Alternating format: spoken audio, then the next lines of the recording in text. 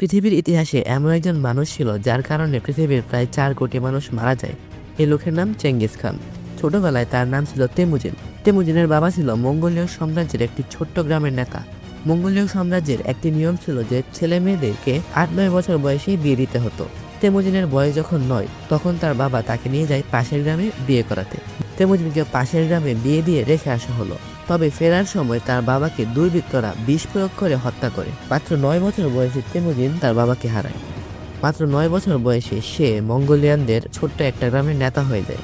আশপাশের গ্রামের তখন সবাই জানতো যে এই গ্রামে এখন আর কোনো শক্তিশালী বা দক্ষ রাজা নেই, এবং এক পর্যায়ে তেমুজিনের বউকে কিডন্যাপ করে নিয়ে যাওয়া হয়। তেমুজিন তখন বেশ রেগে যায় এবং সে প্রায় ৩,০০০-এর মতো সৈন্য তৈরি করে এবং সেও পাল্টা আক্রমণ চালায়।